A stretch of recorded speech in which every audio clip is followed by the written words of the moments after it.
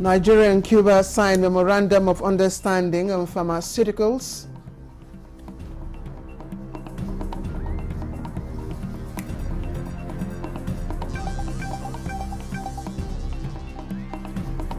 African leaders admonished to ensure democracy functions for unity and security on the continent.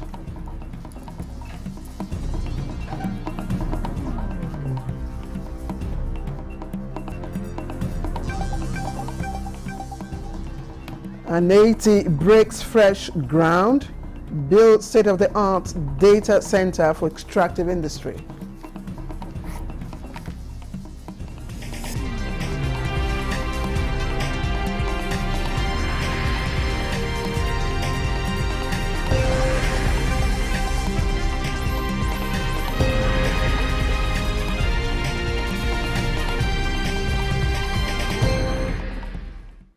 Hello and welcome to News Desk at 3 on Nta News24. We're broadcasting from our studios here in Abuja. I am Claire Adelabu Abdulrazak.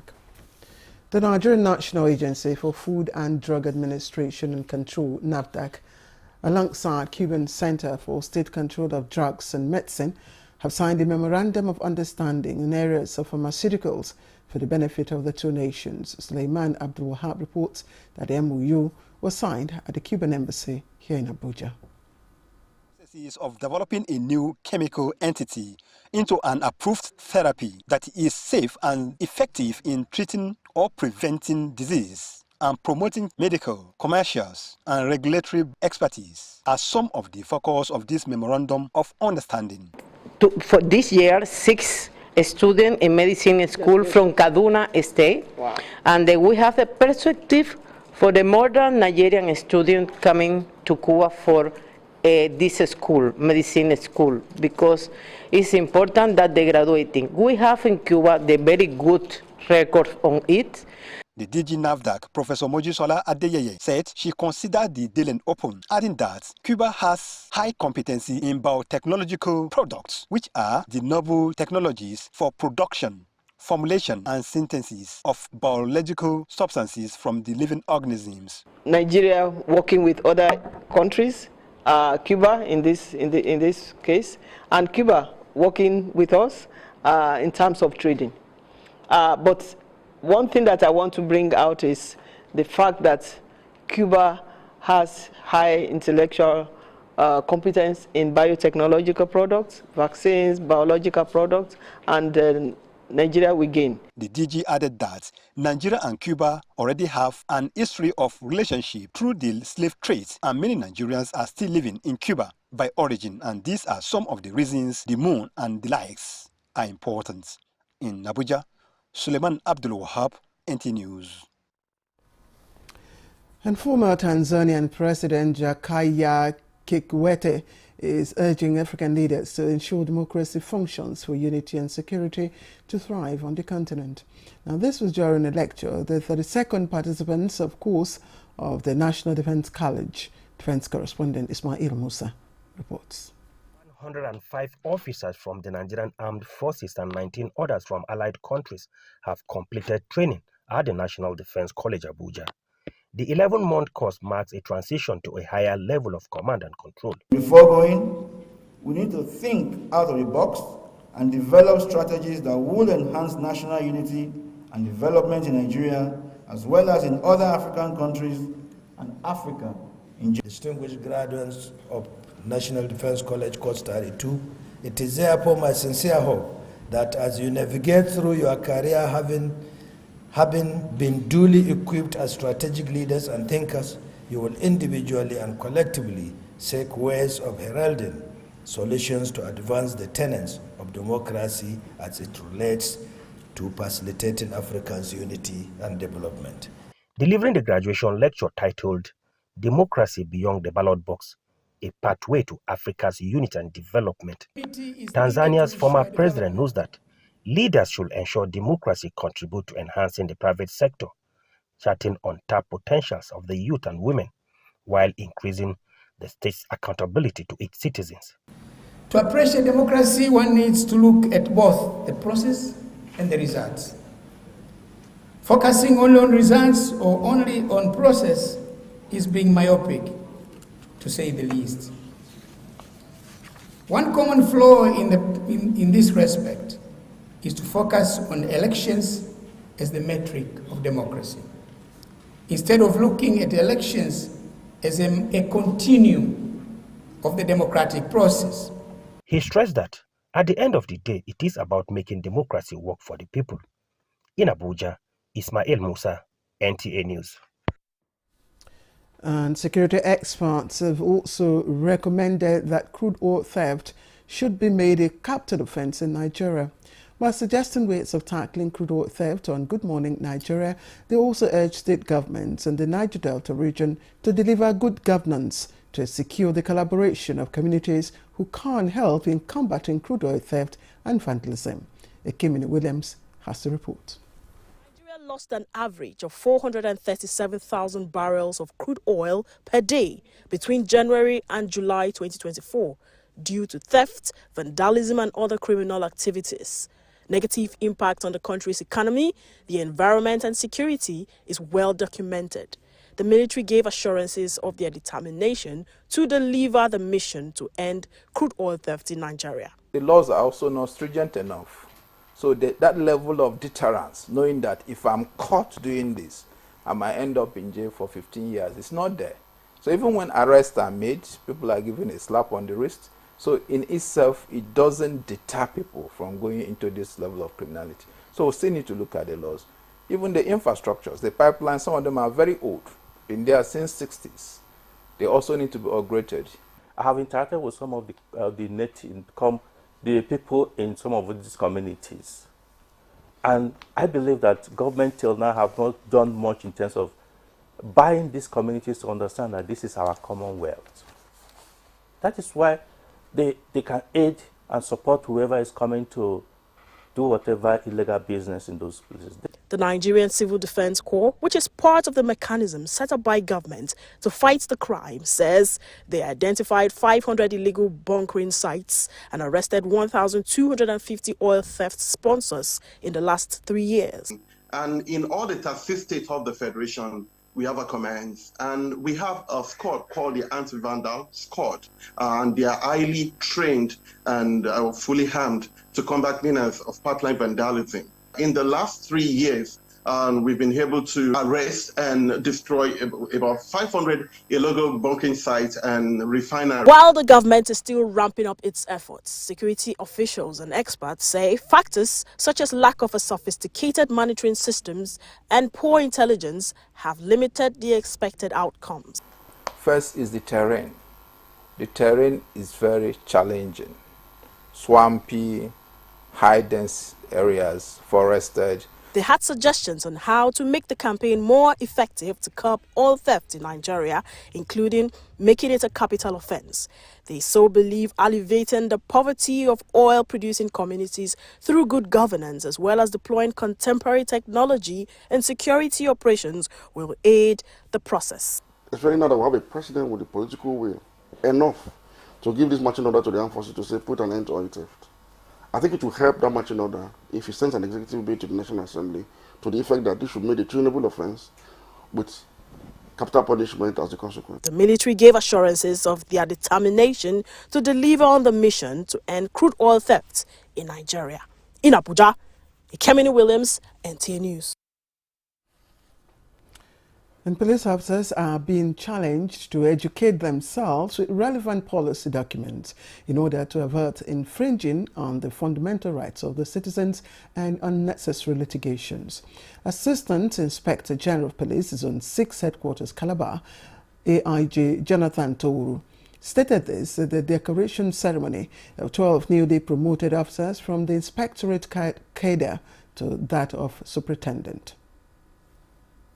Sometimes rift between police personnel and the public is as a result of inadequate knowledge, and the AIG Zone 6 is challenging the newly promoted officers from Inspector to Assistant Superintendent of Police, ASP, to avail themselves with necessary information on Public Service Rule, the Constitution, and Criminal Justice Act of Cross River State, as well as improve themselves educational-wise to build trust and restore public confidence as the lead agency for internal security in the country. You cultivate the confidence, you build trust within the public and the institution, and you will see that we'll all be happy, because development can only take place when there is security.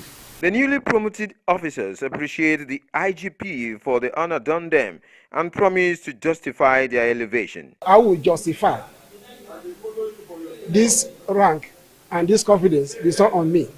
Officers and men of the Nigeria Police Force have been commended for their efforts during the End Bad Governance protest, and this promotion will serve as a motivation for greater heights in the force. In Calabar, Paul Abel, Nta News. And the Nigerian Electricity Regulatory Commission, NERC, has issued license for mini-grid electricity generation to some companies in the country. In its 2024 first quarter report, NERC says a total of 9 new off-grid generation licenses were issued with a gross capacity of 109.69 megawatts and 3 new trading licenses. The off-grid gas plants are to be built in Lagos, Oyo, Ogun and Cross River states with a total capacity of 100 megawatts. NERC says captive power generation permits are issued to entities that aim to own and maintain power plants for the generating power for consumption and not for sale to a third party. Also in the first quarter report, NERC reveals that it certified 6 meter service providers, including 4 meter installers and 2 meter manufacturers. And prices of perishable foods are on the decline in the various markets in Kebbi. Kebbi State correspondent Usman Abdullahi Shehu, who visited the main market, reports that this brought a big sigh of relief to the people. Nigeria has been grappling with scarcity of tomatoes due to a pest infestation and high prices of grains and other food items. For example, tomatoes and peppers were not available in the market at all, while the prices of grains such as beans, millet, corn and rice soared as high as 170,000 naira, 80,000 naira and 95,000 naira respectively. But today there is a sigh of relief, as the harvesting season of some of these crops is around the corner. The price of tomatoes, for instance, has significantly dropped because the harvest has started, making them affordable for many households. On a visit to Kebbi Central Market, we found out that a basket of tomatoes now sells for between 35,000 naira and 40,000 naira, down from 130,000 naira sold just a month ago. Sellers attributed the price decrease to the onset of the rainy season in producing areas. The prices of perishables are dropping due to increased production by farmers in the northern part of the country. A sack of pepper was sold for 150,000 naira, but now the price has decreased to 35,000 naira. However, pepper and onions remain expensive. People are not happy that the price of grains are still high. For example, 1 measure of beans is about 3,000 naira. And before, this was not the amount we used to buy it. At least, nothing. Let there be food. Food is the major thing. A bag of foreign rice now sells for 75,000 naira and 82,000 naira depending on the quality, while the local rice goes for 58,000 naira to 60,000 naira. Other staple food like maize, millet and beans are still pricey. The people are hopeful that government will continue to address the growing challenges of food scarcity and essential commodities. In Kebbi, Usman Abdullahi Shehu. You're watching News Desk 3 on Nta News24. We'll take a short break. When we come back, we'll bring you a story on United Nations and its commitment to stand with the Nigerian government.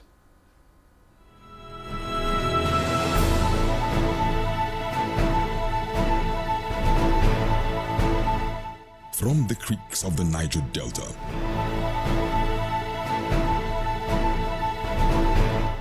to the breathtaking scenery of the plateau, in noonday and nighttime, we set out to bring to you captivating stories that evoke your emotions. For fascinating documentaries and reports on day-to-day issues with expert analysis, tune in to NTA News24, DSTV Channel 419, GoTV Channel 26, StarTimes Channel 101 and 433, and Free TV Channel 703.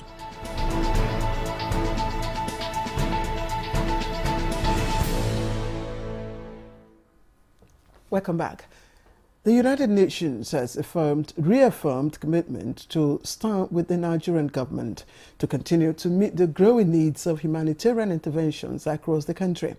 Now, Ruth Ogwele reports that this was during a symbolic presentation of relief items by the Ministry of Humanitarian Affairs and Poverty Alleviation in partnership with stakeholders to displaced persons in Malkohi camp in Yola, Adamawa State. An unusual day for the internally displaced persons in Malkohi Internally Displaced Persons Camp in Yola, Adamawa State, a temporary settlement that harbors more than 1,000 displaced persons who have been integrated into the host community. No better way to welcome their host and express their gratitude for the showers of blessings that have come their way.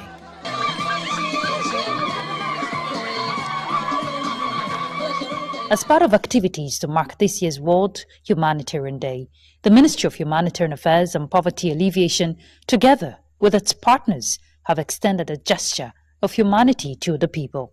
I reaffirm here the commitment of the United Nations in Nigeria and its partners to stand with you, to support you, to work tirelessly to help those who need our help. It is a day dedicated to honoring humanitarian aid workers and working tirelessly to provide the much needed assistance and recognize the sacrifices they and their families make every day. Justina Gabriel, an orphan who was granted scholarship to finish her education, has lived in this camp for more than 9 years. She was short of words but filled with tears of joy. I don't know how to express my gratitude. I never expected this to happen to me today. Only God can repay them. The ministry says the free medical services to the people and presentation of relief items is part of the federal government's commitment in meeting the growing needs of the displaced persons. This administration, under the leadership of President Bola Ahmed Tinubu, have interest in them and he cares for them. I'm very happy because for some times now, no one has remembered us. So this is God's blessings. For these humanitarian actors, they believe with collective efforts, as they continue to take action for humanity to restore hope to the people, it will create a pathway for a sustainable future for them. From Yola, Ruth Ogwele, NTA News. And we take you now to Borno State, where Governor Babagana Umar Zulum has disbursed more than 209 million naira to 170 primary health care centers across the 27 local government areas of the state, with a directive to local government chairmen to ensure functionality of the primary health care system. Now, the occasion was held at the Government House, Maiduguri, where the governor symbolically presented checks to selected healthcare facilities from the 3 senatorial zones. Here is Mohammed Goni with this report. Leadership of the Borno State Contributory Healthcare Management Agency and that of State Primary Healthcare Development Agency, chairman of the 27 local government areas, as well as primary healthcare coordinators and facility managers were brought together to ensure synergy in the management of the primary healthcare system. Governor Babagana Umar Zulum, who announced plan to rehabilitate all the primary healthcare centers across the 27 local government areas, also charged primary healthcare coordinators and facility managers to be dedicated to their responsibilities by ensuring quality service to the people. Chairman and the Department of Primary Health Care of the local government councils are advised to monitor utilizations of funds carried to the primary health care facilities. And primary health care development agencies should declare the amount to local government chairman in written for transparency and accountability. This occasion marks an important milestone in our collective efforts to ensure that every person in our state has access to quality healthcare services. Executive Secretary of the State Contributory Healthcare Management Agency, Dr. Saleh Abbakaza, and the Executive Director of the State Primary Healthcare Development Agency, Professor Mohamed Arab Alaji, cleared the air on some issues relating to the services of the agencies. Mabar Local Government Chairman Mohamed Aji, on behalf of the 27 local government councils, assured the state authorities of their commitment to ensure prudent management of the fund disbursed. In Maiduguri, Mohamed Goni, Nta News. And key players in the electoral process and other stakeholders have converged on the nation's capital, Abuja, to further review some of the issues that have discredited the electoral process in the country in the past, with a view to improving on them. Now, this was at a workshop organized by Nta News24 to further create more awareness on the need for credible by-elections in 2024. Kenneth Nanim reports. The 2023 general elections is now history, although some of the processes during the polls triggered the need for clarification to some stakeholders and necessitated more conversations about ensuring a more seamless process. Nta News24 is also aligning itself with this initiative to widen views around these factors on the need all of these in the board to ensure that only best practices are adopted in line with the provisions of Electoral Act of 2022. A positive mindset and selfless delivery can transform elections into the expression of the people's will, leading to governance that genuinely serves and uplifts the entire society. The workshop is certain that the forthcoming off-cycle elections in Edo and Ondo states will serve as litmus to further test integrity of the electoral umpire, the political will, and the civil obligations to implementing recommendations emanating from different fora such as these. The electoral management body has to be looked into so that their credibility will be enhanced. For every election, we look up to them. Discussions here are also to reawaken the consciousness in gatekeeping the electoral process to guarantee civil rights protection and electoral crisis management that will enhance a free, fair, and credible by-elections in 2024. We should avoid violence. We should avoid maybe double registration. These are the things that you can see that is causing much problem. The stakeholders, we have a very big role to play to get our system work very well. It is also expected that the forum will come up with an implementable recommendation on better strategies towards achieving a credible election in Nigeria and in Africa as a whole. Kenneth Nanim, NTA News. And in the fight against corruption in Nigeria's extractive industry, the Nigerian Extractive Industries Transparency Initiative, NAITI, has unveiled a state-of-the-art data center to promote transparency and accountability in Abuja. Executive Secretary of NAITI, Dr. Oji Bunaya Oji, says the multi-million naira project will serve as a one-stop shop for information and reliable data on Nigeria's extractive sector. Commending NAITI for their feat, representative of the civil society organizations in the extractive sector, Dr. Erika Danladi Sarki, described the project as a game changer in the fight against corruption, adding that the data center is a significant milestone in Nigeria's journey towards transparency and accountability in the extractive industry. She urged stakeholders to put it to good use.